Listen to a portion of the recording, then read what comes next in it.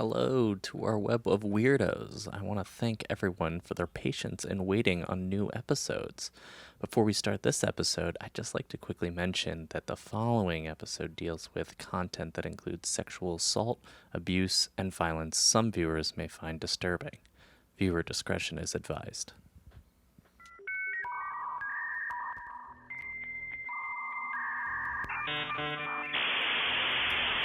In 1990, the internet as we know it was created, an invention of infinite possibilities and unknown potential. There are now over 2 billion websites currently in existence, a wealth of information, functionality, and social media. However, if you dig deeper, there lies more beneath the surface, the strange, bizarre, and dark corners of the net. Welcome to the Weird Wide Web. No. What's the idea? I see it. There's 4 red buttons. You don't know what's going on. I said if we're just like kind of bullshit, then whatever. Huh? Wait, who's there? Oh wait, what?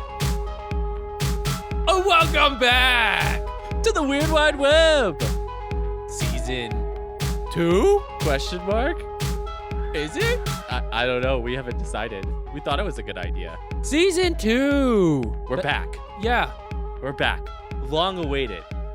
And we appreciate everybody's patience for the long wait towards season 2, which we definitely didn't decide mere hours ago. Nuh-uh, this is gonna be a big one. Big season. Why would you set us up for such lofty expectations? We Why can't this be a mid-season? We already said it was a season 2. We set that up. Or that's true. We did set that up. We appreciate everybody's patience, and we know we've been kind of silent about the break and all that, but we can finally reveal the reason we took so much time. Throughout all of our episodes, all the comments, they're all saying, we want more character work. We want more character work. So we spent months on our own dime doing intensive character work workshops. Mm-hmm. And we're going to hit you hard with the characters. Show us, what character have you been working on, Niall? Yeah, so I actually went away. Some say, I didn't believe them, but it said almost an old monastery. It was up in the mountains, and I was in there and really trying to find the characters that I wanted to work on, and this was the one that just called to me. Oh, it's me. I'm back for the Weird Web. No, stop tickling me. Which the character's name? Who is this? Who's with me? Who am I tickling? Who am I touching? It's me, Alfredo. Alfredo? Yeah, I'm. Some people know my little brother, but he thinks he's the big star, but I'm just the older drunk brother. Drunk brother. Yeah, Oh no. Do you think he can be easy? He just says the alphabet. I brought him up. They used to bully him, and I was. It's me, Alfredo. I didn't know you guys were Italian of origin. Yeah, but I don't like talking about ethnicities. Oh, sorry, didn't bring up this sore subject. Yeah, it's I live on it's called Poppy Street. It's like around the corner from other seeds, but I don't talk about them. Poppy Street? Yeah, you might know the more popular Sesame, but I live on Poppy. That's fair. That on a side note, that's a very good elbow. Thank you. Right? Not bad. It's super. Listen, I tried to throw you a curveball and you smacked it and hit me in the face. Thank you. Yeah. You. Also, it wasn't Elmo, but that's. Oh, Alfredo. Sorry. Thank So you. sorry. Thank you. Of the Alfredo. No last name. Okay. Very good. No. But that Very so good. that's I was away working on one of my many characters. Uh-huh. That one spoke to me though. Uh-huh. And you'll be going back again. Yeah. Just a bit more workshopping. We're back into the weird world of the web and the internet, and we just couldn't stay away. We had to bring you more bizarre shit, and we've got ourselves a killer episode. Oh, I get it. We're talking about the Amazon review killer. Oh, Yeah. and it's not Jeff Bezos. No. He's got a much higher body count than this guy. Ooh, affiliate? Yeah, click on your Amazon link. Get your Alfredo plushies. So let's dive in to the Amazon review killer. Dun, dun, dun. Across the World Wide Web, one can find millions of product reviews. Everyone is eager to rave about their favorite restaurant, pair of shows, or hot new product. Did you just say pair Unfortunately- of shows? Yeah. Like a pair of shows that you go to see? Or I think you meant to say pair of shoes. Everyone raves about their favorite pair of shows. Yeah. You know. How can one like more than one show at a time? You know, like Dexter and the new Dexter. Yeah, it's your favorite pair of shows. Everyone is eager to rave about their favorite restaurant and pair of shows, or hot new product. Unfortunately, though, not all is loved. So, we find the negative review. Users burned by faulty products, patrons forced through a terrible meal, reviews made out of pure spite. With such a surmountable amount of information relayed every day, it would be near impossible to consume every thought on the internet. This makes it the perfect public bulletin board for a true monster to hide in plain sight. To find our killer, we must visit one of the largest companies in the world today, Amazon. Oh, we're visiting? Valued at nearly $1 trillion, Not anymore. Amazon boasts upwards of 300 million users and is growing every day, a user base so large that one could easily slip away unnoticed. And so here's where I thought it would be fun to play a game where I pulled all of this killer's reviews that he wrote on Amazon products and then find a random person's review of that same product and see if you could Guess Tell which one? tell the oh, difference. guess the killer's review. But upon going through, I actually couldn't find any that were like even close Oh, to being like as obvious as this fucking guy's reviews. But I put in all the work, so I'm still gonna go through and make you do it. season 2, baby. So, this is a review for the Master Padlock 6270KA stainless steel discus lock. I use them on a Connex shipping container. In steel, they are one tough lock. Being able to rekey is a nice feature. Or, works great. Also, if someone talks back, go old school on them by putting this in a sock and beating them. They will not appreciate the hardened steel like you will. Works great on a shipping container. Number 1 or number 2? Which one's our killer? I think I think you're messing with me Oh, okay. because they're both. Why do they both talk about shipping containers? Who knows? Is this like a lock meant for shipping containers? Because when you first said it, I pictured like a Yeah. lock, like a school locker lock, It's like it's one of those round master padlocks. like a school locker one, or is it Kind like of bigger? but it's not a combo, it's key. It's a key. Oh, Yeah. Oh, Like a then- storage unit one.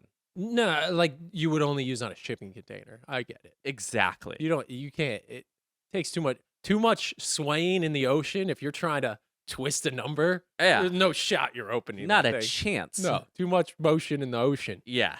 And That's the famous quote. Too much motion in the ocean. used our master lock. I'm gonna go with the sock beating one. Oh, no way! You figured it out. That's our killer. The one who talked about beating somebody with a lock and a sock. How many of these are there? We've got 4 of them. I might have caught on to kind of his dialogue and tone, but All right. we'll see. Next, we've got the Master Lock High Security Pro Series Key to Like locks. Am I catching on to something early? I don't want to give away this episode. Are there a lot of locks involved? Maybe. First review. Very, very heavy duty. Have been outside in the elements for over a month now. Great product. Love the fact that I have 8 locks with 16 keys that are all the same. Review 2. Now my locks have locks. Places Hotel California. That's it? This one's tough. Yeah, this one's not- actually tough.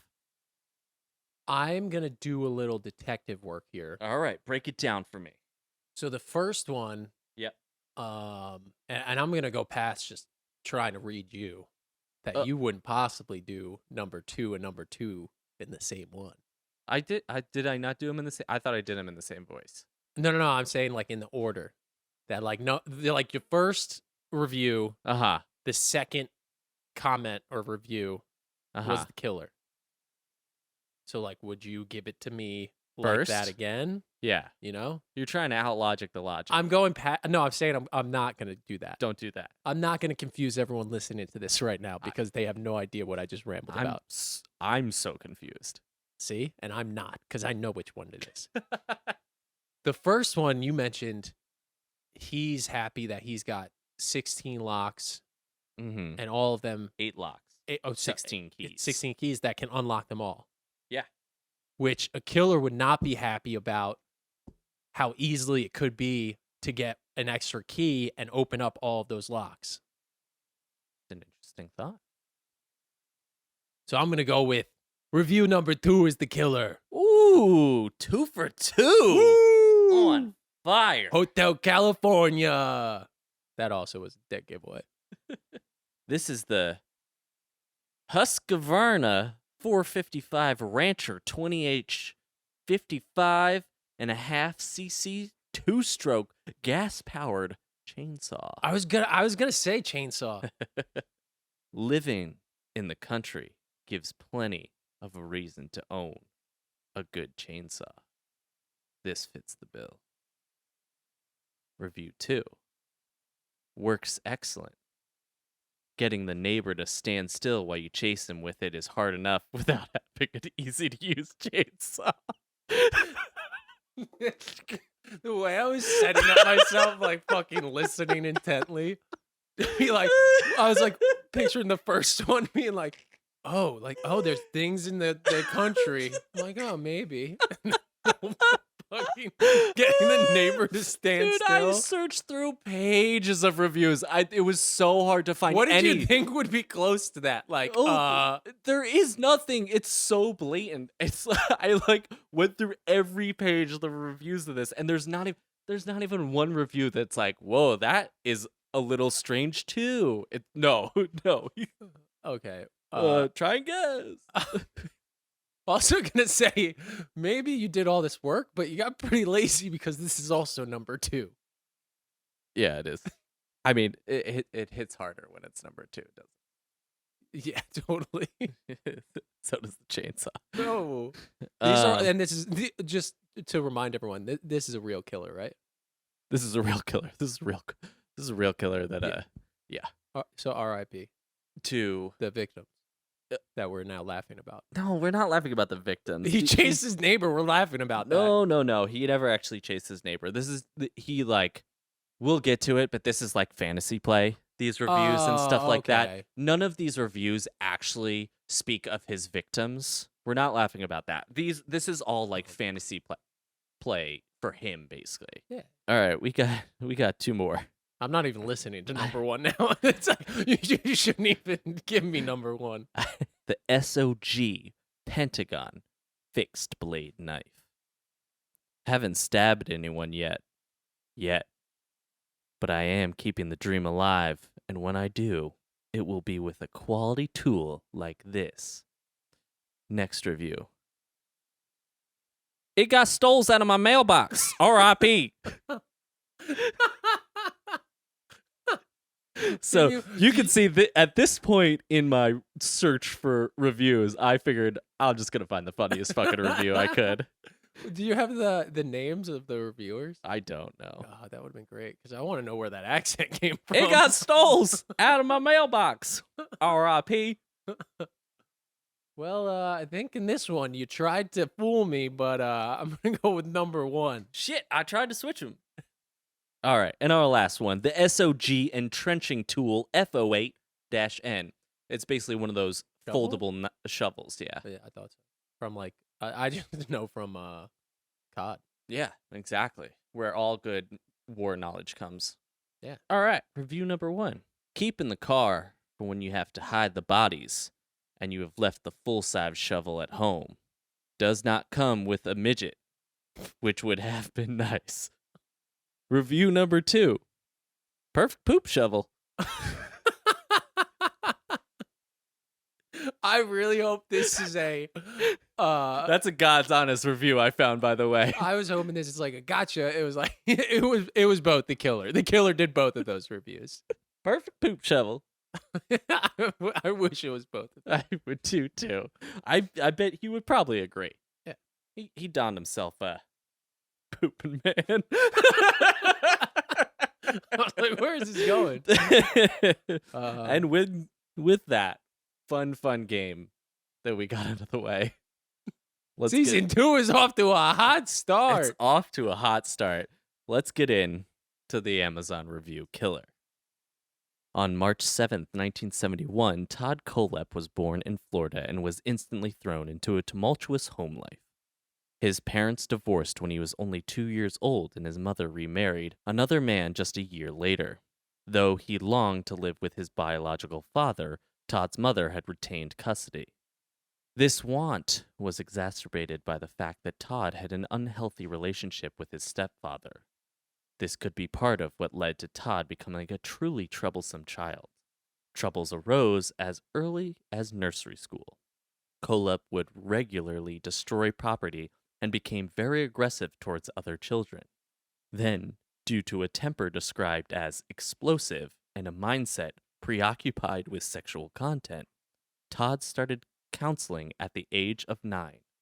Unfortunately, the counseling seemed to prove barely adequate as Todd's cruelty towards animals increased. These events would lead to Todd spending 3 years in a Georgia psychiatric hospital. In 1983, Todd finally got his wish, the chance to live with his biological father in Arizona. The change came as a result of Todd's stepfather's divorce from his mother. Along with taking his father's surname, he also picked up his father's hobby of collecting guns and knives and blowing stuff up. Nice. This is just That's adding up. Yeah. About as obvious as those reviews. Yeah. Despite supposedly being Todd's ideal life, his relationship with his father soon fell apart. 3 years after moving in with his biological father, Todd would elevate his crimes from animal abuse to kidnapping. At just 15 years old, Todd Kohlhepp took a .22 caliber revolver and kidnapped a 14-year-old girl. Wait, how old was he? He was 15. Oh, so a year older. Yeah. Oh. Kohlhepp walked her back to his home, tied her up, taped her mouth shut, and proceeded to rape her. Oh. Once satisfied, Todd walked her home and threatened to kill all of her siblings if she told anyone about what happened. Todd was swiftly arrested and charged with kidnapping and sexual assault, and committing a dangerous crime against a child. In 1987, Todd pled guilty to the kidnapping charge and was registered as a sex offender. The rest of the charges were dropped. During the court proceedings, Kohlhepp was diagnosed with borderline personality disorder, as well as an above-average IQ of 118. Surprisingly, Kohlhepp's lawyer during the trial claimed that he did not believe his client would go on to harm others. At the start of Todd's 14 years in prison, He was cited for multiple violations. However, as soon as he entered his 20s, there were no more records of disobedience. Todd used his time in prison to attend college and graduated with a bachelor's degree in computer science. Upon his release, Todd moved to South Carolina and secured a job as a graphic designer for a small company. After 2 years there, Todd began attending Greenville Technical College in 2003. After only a year, Kolep transferred to the University of South Carolina, upstate, and graduated with a Bachelor of Science degree in Business Administration Marketing. Unfortunately, before Todd Kolep would get his second bachelor's degree, he would commit his second heinous crime. With a new job and freedom, Todd fancied himself a new, cool motorcycle. He found a shop called Superbike Motorsports. That's such like a little kid. Who made that? Like, I'm gonna grow up and own a plate. It's gonna call me Superbike Motorcycles in Chesney. These will be victims. But anyways. Sorry, bud. Todd visited the shop multiple times until finally purchasing a new motorbike. This purchase may have been premature, as Todd Kolep had no idea how to ride a motorcycle. Tail between his legs, Todd returned to the shop to return the bike. He was met with mockery and denial of a refund, of a response that would prove disastrous. This is Superbike. You don't come back here if you can't ride. Why'd you buy it? Can't ride it. Buy from across the street. That's regular bikes. This is Superbikes. Goddamn, 2 bachelor criminal coming up here thinking he can ride. It's just a classic South Carolina accent. You see one every time. We did plenty of character work. We would know. Yeah, we go to Golden Corral and just watch them eat. And boy, oh boy, do they like themselves some bread. Oh, don't even get me started about bread. Why does you have to bring up bread? Niall, before this episode, ate 3 loaves of bread? No, it was 2.5. It was 3. No. It was 3. You add that half to the amount of pita you ate, 3 loaves of bread. I had like half. Okay. Enough with the bread. I have a big run tomorrow. But yeah, about this guy who's killing people? Yeah, let's go back. On November 6th, Todd Kolep returned to the Superbike Motorsports shop, but did not immediately go in. Instead, Todd sat just outside, waiting and watching. He monitored the customers until only the employees were left inside the building. Then, armed with a pistol, Todd walked into the shop through the mechanic's entrance. He found mechanic Chris Sherbert working and unloaded multiple shots into his body, dropping him instantly. Todd entered the main showroom from the garage, gun drawn. Upon hearing a loud noise, Beverly Guy came out to the main showroom. Todd again fired multiple shots into her body, dropping her instantly. Service manager Brian Lucas and owner Scott Ponder desperately scrambled towards the front entrance, realizing the situation. Kolep pursued, firing more rounds at the 2 men. Brian Lucas was hit multiple times and fell in the doorway. Scott Ponder made it all the way to the parking lot, but was finished off by Kolep there. Todd then fled the scene, leaving a customer to discover the bodies later that day. Mass murder complete. Todd Kolep transferred to the University of South Carolina to finish his second Bachelor of Science degree. While completing this second degree, Todd also achieved his real estate license, no small feat for an ex-con and registered sex offender.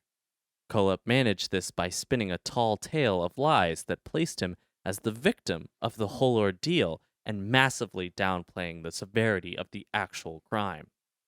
As a result, his claims would go unchecked. Wait, that's why. Like, how do you? Because if you're a sex offender, you gotta like tell people you're a sex offender, like your neighbors, and you'd show up on the registry and you got that little red dot above your house. Right. How are you gonna sell people their houses?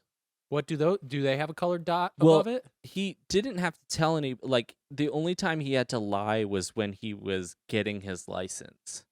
He had to, like, explain why this was on his record. Yeah. And he downplayed it. I forget. I believe what he said was something along the lines like, I was outside, it was a miscommunication, I exposed myself, or something like that, you know, like massively downplaying it. Despite the devious methods Todd used to obtain this license, he did see moderate success. Todd created a small real estate firm that employed around a dozen people. Customers of his remembered him being extraordinarily outgoing and professional. They did mention he often talked about firearms and other weapons and made a few sexual innuendos during their conversations. South Carolina, you know? Yeah, that's fair. Nonetheless, he was also recognized as the top-selling agent in the Carolina region. Following this new success, Todd would purchase 100 acres of land in 2014, which he quickly fenced in at the cost of $80,000. Yeah, that would be a lot. How far do you think that is? It's 100 acres worth. How far is an acre? I don't know, like half a tree branch. That is nothing that I was expecting to come out of your fucking mouth. 4,356,000 square feet is the area. Damn. So he would have had to fence that. And he did it for $80,000. 4 million square feet? Is that? Or is that all the feet in the square? That's the entire area. Well, you So, don't put a yeah, fence so you'd inside the area. area. What, you'd square or you'd divide square it? I don't know, dude. I Not was square, in dumb what's math. square root? What's a square root? No, I'm saying like you would square root it then. Because it's to get area, you multiply the two sides. Okay. That gets Yeah. you everything in between. Uh-huh. So now we have the number for everything in between. But we don't want a we fence gotta- there. We got to square root it. Or divide it?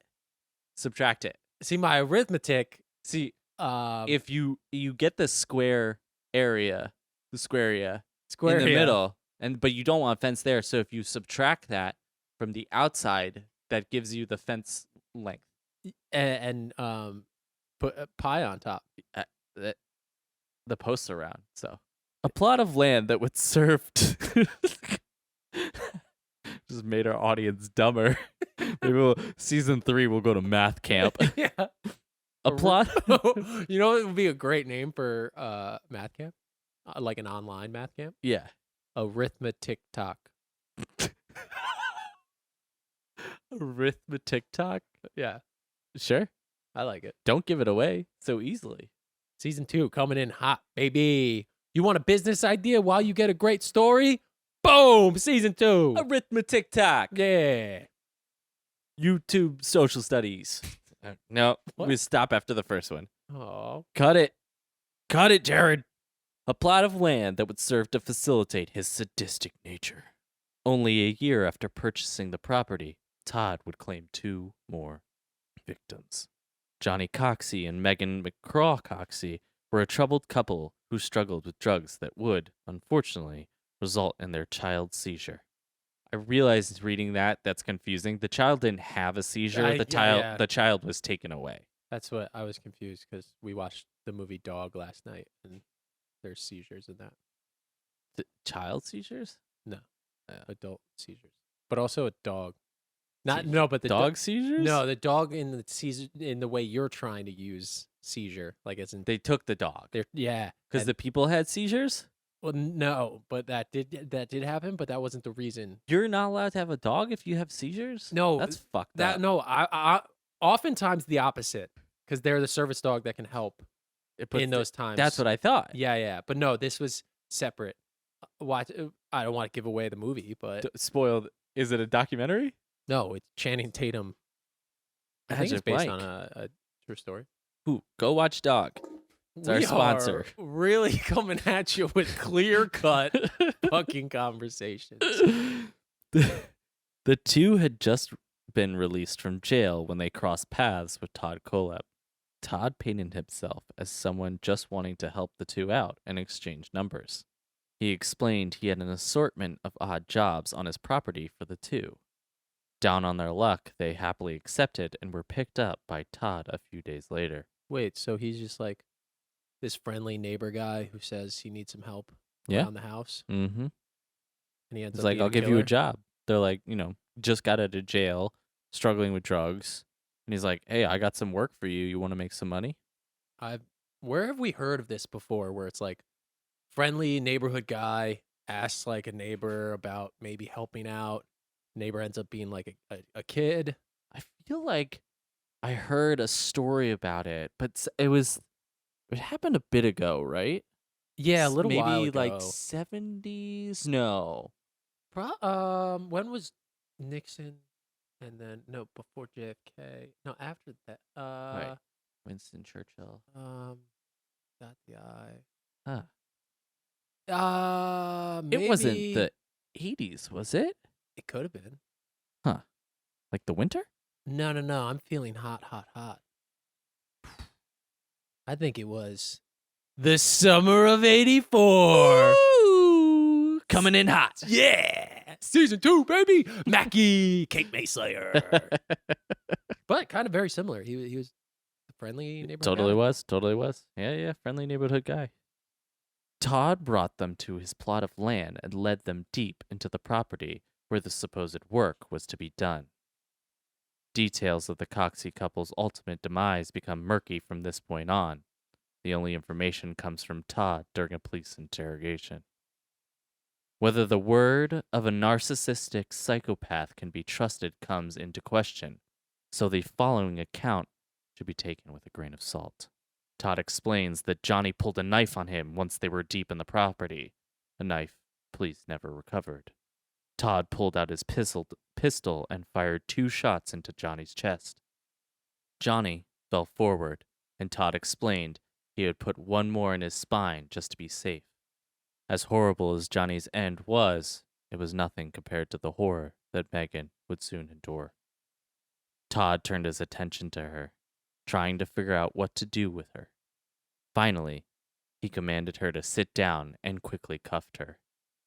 He describes just leaving her there next to Johnny's lifeless body, bleeding, for a long time. Todd then went about moving and burying Johnny's body on his land. Having completed that, he moved Megan into his storage container and tied her up there. He describes this process as rather inconvenient, because this was meant to be his storage for his guns and food. Todd explained that after a few days of holding Megan, devised a plan to go their separate ways. He offered her to drive her to Nashville, give her $4,000, and that would be it. Todd disgustingly describes that she was so excited by the prospect she gave him a blowjob. Unfortunately, though, as Kolep describes it, the weather got bad. So, on Christmas Day, Todd walked Megan out of her storage container prison and shot her in the head. Todd buried her on his property next to Johnny, and the couple's disappearance would remain unsolved for years. A friend of Megan would later reveal that she had met Todd at the diner the two worked. The friend recalls that Todd would frequently visit the restaurant to eat. He would often act creepy towards the female waitresses. It became such a problem that the chef would come out and take his order when Todd came in. Details that further solidify the true monster Todd Kolep was. A year later, Kayla Brown and Charles Carver would find themselves in the same horrifying situation as Megan and Johnny Coxey. The couple had just moved in and were looking to make some additional money to help with their new living situation. Kayla had met Todd through an ex some time back and figured he would have some work for them. He did. So Todd enlisted Kayla's help cleaning the houses he was trying to sell. It was an ideal situation for the couple, and, as luck would have it, Todd mentioned that he had a job for the both of them. He explained that he needed to clear some brush on his property. The two agreed and drove to Kolep's property. Todd walked the two deep into the property to a garage he had. A garage situated next to a large shipping container. More shipping container. The same one. With a padlock on it? Not yet. Oh. Todd instructed the couple to wait outside as he needed to grab something from inside. Todd returned to the couple. Then, without warning, Bang! Todd shot Charlie 3 times. Kayla was frozen with immense fear and put up no fight when Todd walked over and handcuffed her. He then walked her inside to the shipping container, where Todd proceeded to chain her up by the neck, hands, and feet. This is when Kayla Brown's nightmare truly began. Unlike the Coxey couple, Todd was not dealing with people that would easily disappear. Friends and family soon noticed something was wrong, as the pair had not been seen, would not answer calls or texts, and wouldn't respond to the notes left on their houses or Kayla's car. Is that was there? When is this? This was 2016 when she and her boyfriend when she's kidnapped and her boyfriend's killed. 2016. I was just wondering because you said as one of the methods of communications they tried was leaving notes and getting responses on their house Yeah, they would like leave notes at their house. and like hope for a response in a note. Like it's fucking Boo Radley's tree. No, they weren't expecting that they would respond by note. They were leaving notes because they weren't answering their phones. I just think there's got to be better ways to try and get in contact with What? someone. Well, funny enough, we'll get into that. Oh, In his infinite wisdom, Todd took to impersonating them on their Facebook pages to throw them off his scent. However, his improvisation proved only to increase the investigation into their disappearance. why did he change their relationship status? It's complicated. It's complicated. After days of no communication, Charlie suddenly posted to his Facebook. He announced that he and Kayla had bought a house, were expecting a child, and getting married. The comments quickly flooded in with friends and family asking where the real Kayla and Charlie were. Nobody was buying the ploy. Not to mention, Charlie's page also sported weird posts about digging holes and sword fighting. That's so bad. Charlie's page was filled with strange memes about people saying hello, minding one's own business, and the song Hotel California. Ooh. Clearly, Todd was less concerned about covering his tracks and more interested in provoking the couple's friends and family for his sick pleasure. While police, friends, and family desperately searched for the couple, Kayla was stuck in a waking nightmare. The majority of time was spent chained inside the shipping container. Todd provided her with a small amount of food and water to clean herself, and the privilege to go to the bathroom once a day. Every day from 1 to 3 p.m. and 5 to 7 p.m., Todd would come and take her to the small garage on the property. In this garage, Kayla was forced to perform sexual acts on Todd. Escape was out of the question, and the more time passed, the more likely Kayla would meet the same end as Megan. Though, soon, the police obtained a warrant for Kayla's Facebook account. Searching through her Facebook, they discovered her conversations with Todd about the job. Ooh. There was now no shadow of a doubt that the couple had never left the property of Todd Kolep. On November 3rd, police formed 2 units to search the property, stall Todd, question him, and eventually arrest him. Police found Todd at his residence and began questioning him under the guise of helping their efforts. Todd's enormous ego is shown through the body cam footage as he answers all their questions with an inherent smugness. Meanwhile, the second team begins raiding Todd's remote property. They discover the shipping container and immediately start cutting the 5 locks standing between them and rescuing Kayla Brown. Finally, they found a malnourished, exhausted Kayla Brown chained in 3 places at the back of the container. As they freed her, Kayla recounts the events without hesitation as if she had been reciting these for days. With Kayla now in the safety of the local PD, Todd Kolep was swiftly taken into custody. And I am going to show you that footage of her being rescued. Oh, we got the body cam footage? Yeah. Oh, that's sick.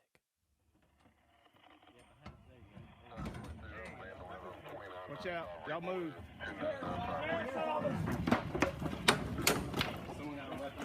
I got it. Watch out, boss. Back up. Hey, Joey. Sheriff's officer. Sheriff's officer. What? Grab that Back gun. up there. Just one. Are you okay? Grab what? Go. Do you have any weapons? Coming through, okay? What's your name? What's your name, man? Right here. Lauren. Okay. All right. Just a girl. Just a girl. Just a girl. How are you, honey? This is bolt cutters. This is our investigator. He's a paramedic. sweetheart. Oh yeah. Okay, we're gonna get you out of there. Okay. Just hang loose for me. Anybody got? I need a handcuff key. Handcuff key. I don't. I got have it one. right here. Hold up. Y'all slide back. Hold on. He's got a light. We got to get take pictures. photographs. Randy, let me see your light, Randy. You can put your hands down, sweetheart. You're okay. We're here. Okay. Y'all sit back for me. Light on or off? You're fine. We'll get the rest of it here. Let's get her out of here. We're getting bolt cutters, honey. Don't. You got pictures of the cuffs? No, hold on. Bolt cutters.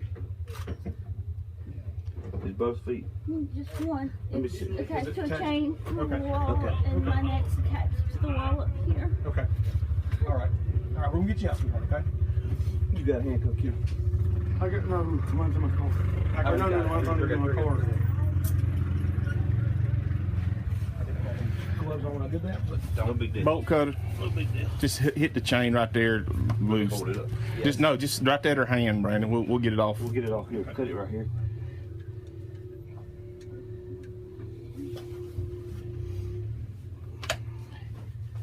Do you know where your buddy is? Charlie, Yes. he shot him. He shot him. He shot Who him. did? Who's? Todd Colehep shot Charlie Carver 3 times in the chest, wrapped him in a blue tarp, put him in the bucket of the tractor, locked me down here, and I never seen him again. Okay. He says he's dead and buried. He says there's several bodies dead and buried out here, and he Okay. says that the dogs will be ruined if they go looking because there's red pepper. We're gonna step you out, sweet. Because there's what? Red pepper. Okay. Tell the dog people that. He says No, there's pepper everywhere. So that's her rescue video. And I know we're only one episode into our season 2, but I'd like to make an amendment. I'm sorry for doubting you on the accents of South Carolina. I hadn't watched that video in a second, and it's right up there. Pretty spot on. But you did mention something while we were watching it. Yeah, they don't really look like cops. I'm pretty sure 2 of those dudes were in cargo shorts, Yeah. tactical cargo shorts. They were in like polos. yeah. Like they were probably playing golf and they got called in. Oh shit! Container needs to cut it. You got 5 locks? You got a lady in there? I get that lady out. Hotel California. Hey, sweetheart. Hey, sweetheart. But yeah, isn't that great? Like, it seems rehearsed. She seems like she played that in her head. Yeah, like the exact what you Yeah, Todd Coleb shot Charlie Cox 3 times in the chest, put him in a blue tarp, and put him in the. It's like crazy. Yeah. It's also crazy to see because it's like oddly normal.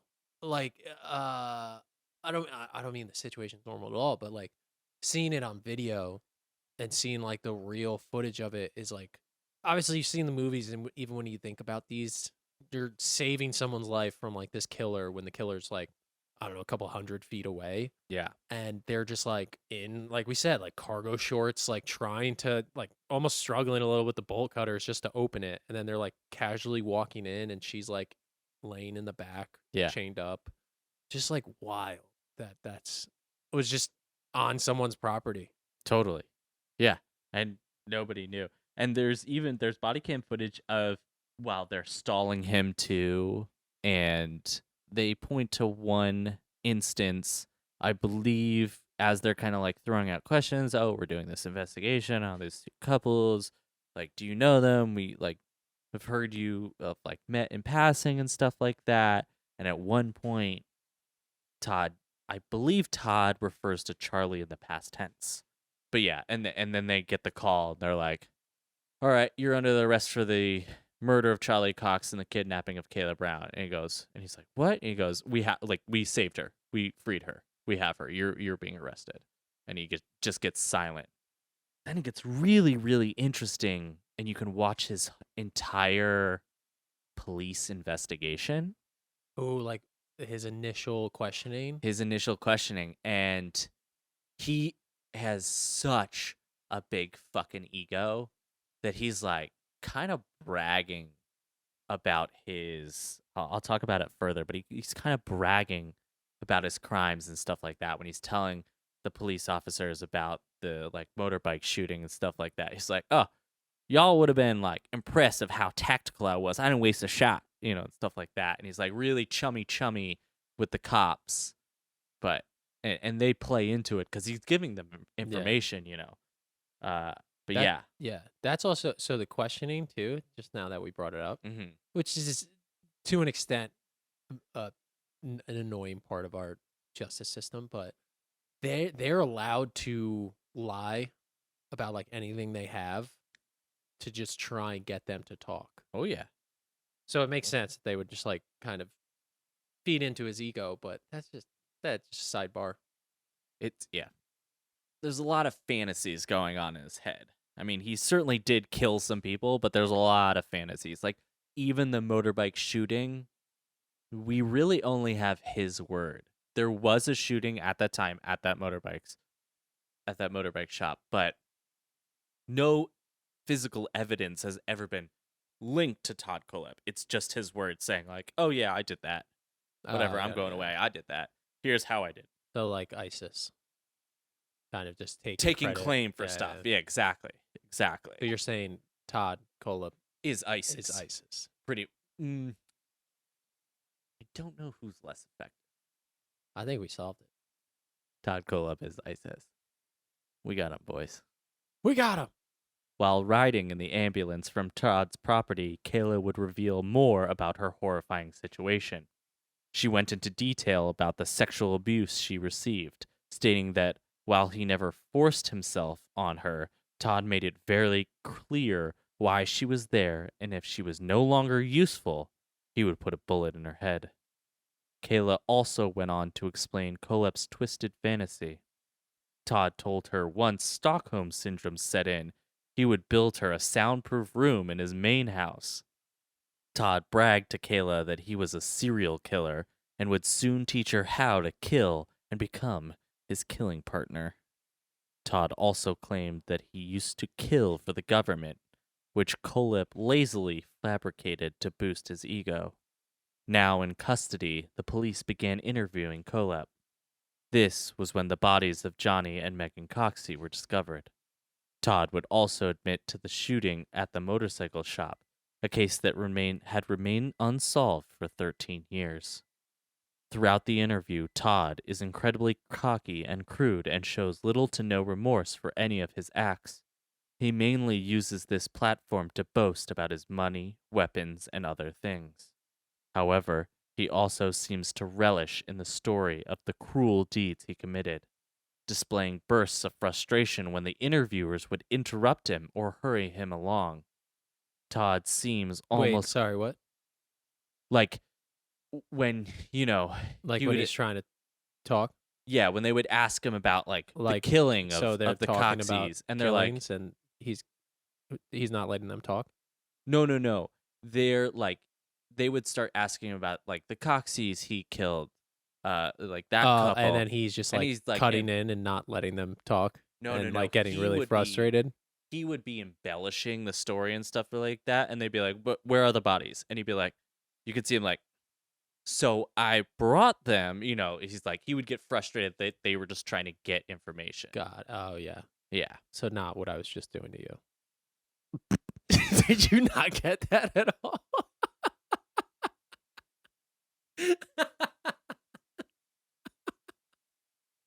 It's funny because I was getting very frustrated that you wouldn't let me I know you were explain. gonna be like, "Ah." I was like, just if you let me talk, if you let me explain, I can tell you why you're misunderstanding. I know where the bodies are.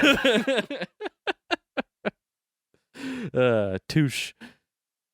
Todd seems almost comfortable the whole time, possibly a tactic used by interviewers to obtain as much information as possible. Through 2 court proceedings, Todd Koleb ended up being found guilty of 7 counts of murder, 1 count of kidnapping, and 1 count of sexual assault. He is now serving 7 consecutive life sentences without parole plus 60 years. Kayla Brown was awarded $6 million, and the families of the Arizona motorbike massacre filed a wrongful death suit against Todd. Later, from prison, he opened up to his mother that this wasn't even a fraction of the victims he claimed. This claim has never been verified, and Todd hasn't given investigators anything to support the claims. Due to a domestic abuse charge and a mysterious death of a partner many years down the road, Kayla Brown has become the focal point of a few conspiracy theories. Some claim that Kayla knew more than she was letting on, or maybe was even more involved. None of these claims have any shred of proof, simply mere speculation. Realistically, Kayla Brown is probably just trying to readjust to normal society after living through a horrifying nightmare. So someone she was with died? Yeah. And it's still unsolved. But like, it's more misfortunate rather than, like, not even the cops really, like, nobody, it's just people online that are like, oh, a partner died and she got, like, some domestic abuse charges because she doesn't know how to function in society because she went through a traumatic experience? Yeah. That's like Must saying, be a killer. Yeah. It's like saying Hope Solo is like a terrible, like, aunt or mother or whatever. Like, she went through some shit, all right? Yeah. She couldn't save that one PK and fuck the team. And then she abused some people. Well, Doesn't mean she's a killer. She just got drunk and passed out in a Walmart parking lot. It's not her fault. is that true? Did she get drunk and pass out in a Walmart parking Oh, lot? those were her most recent charges. If you're not up to date on those. Oh, I'm not up to date on the Hope Pretty recent. Solo Cup saga. They yeah, so she like got more I think child endangerment charges because she like was drunk and passed out in her car in like a Walmart parking lot with like a child in the backseat. Damn, dude, that's so sad. I know. And we just talked about a serial killer, and that's fucking sad. Yeah, that shit's sad. Also just one question, Yeah. kind of because the whole episode is about him being an Amazon review killer. Yeah. Was that just to play that fun game, or like, where do those reviews come in? He made those reviews when he was killing people. Oh, Yeah. thought that was gonna get weaved in there somehow. No, it just kind of happened at the same time. That's why I was like, oh, shit, Listen, dude, we gotta fucking make this. We gotta draw gotta this connect into connected to the internet in some fucking fashion. Yeah, no, No, he's pretty connected to the internet because he goes on this. He went on that whole escapade on their Facebook Yeah. accounts. It's so weird. He just makes so many posts about like people should mind their own fucking business. You know, if there's gunshot noises on my property, it's not your problem. Yeah, no. I think, and it's also very interesting to see because we've seen this before, and I think a couple episodes where people who are doing nefarious things then pretend to be their victims Mm-hmm. to like Throw off the last scent. a little longer. Yeah. With the internet's first serial killer. Yes. Yeah, but it, like I said before, it starts to skew way less from like actually trying to hide his trail and more just like there's that ego coming in, just kind of like, I'll make this dumb fucking post about minding your own business and sword fighting. That's what it is. But even now, there's been like interviews of him within jail, and they'll be like, you know, I hope you're okay, kind of like to talk about, you know, the murder charges and stuff like that. And I'll be like, well, which murder charges do you want to talk about? You know, the ones they got me for, the ones that I did, and stuff like that. And it's just like, he builds up this big kind of persona in his head. He's a contract killer for the government, and he's a serial killer, and he wants to get his kill numbers in the triple digits. And it's like, he did some terrible fucking things, but I think he's way less efficient than he likes to perceive himself. That makes sense. Yeah. I wonder how many that could be like an interesting documentary or something, or even like a short series.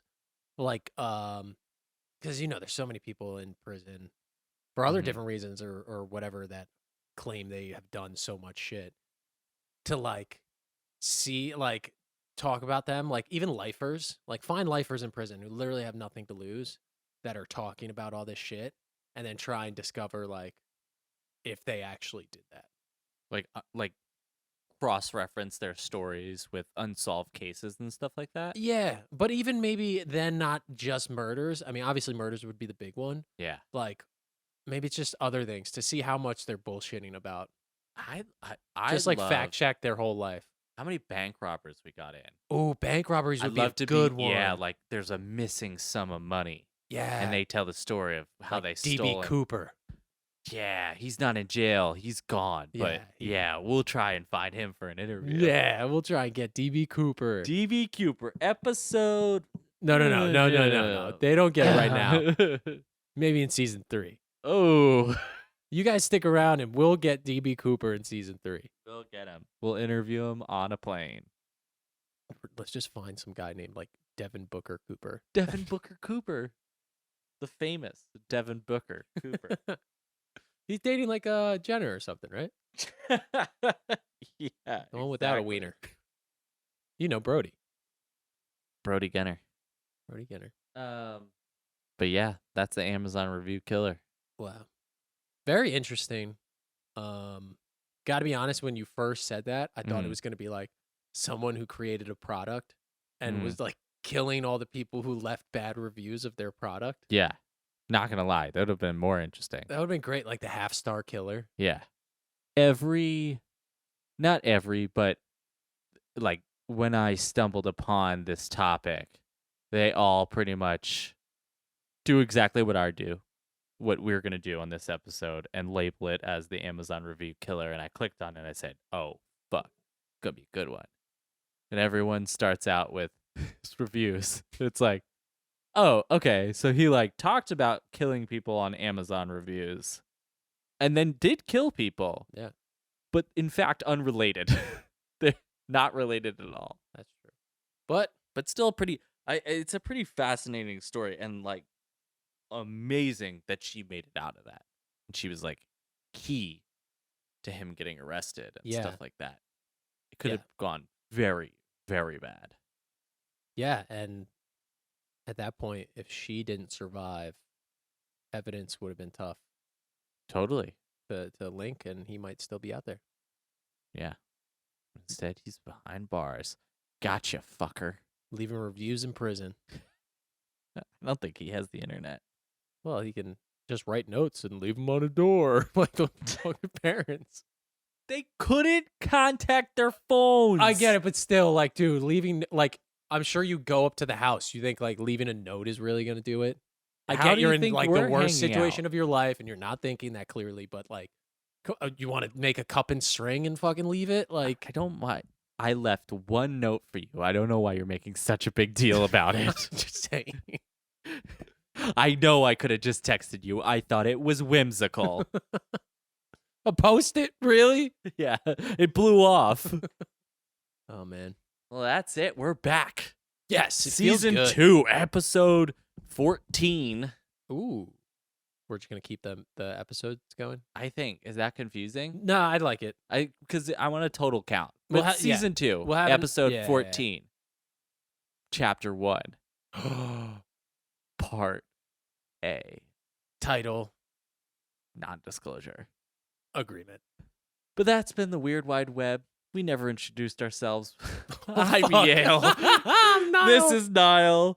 We've been your hosts of the Weird Wide Web, taking you through the weird, the devastating, the horrific sides of the internet. Excited to be back in another great season. We've got a lot of good topics lined up for you guys. A lot of long ones, a lot of short ones, a lot of deep ones, a lot of shallow ones. In the shallow. And this has been the Weird Wide Web. And we always love hearing from you. And if you want to hear topics that we should talk about, you can reach out to us at weirdwidewebpod@gmail.com. You can find us on Instagram at weirdwideweb.pod. And you can tweet us at weirdwidewebpod@twitter.com. That's not right. I don't know. We're not very good at Twitter. Elon, just tag Elon and you'll find us. But you can also find us on YouTube if you like consuming podcasts in that medium at Weird Wide Web Pod. And we'd love to hear from you, and we can't wait for you to hear the next episode. Thanks for joining me.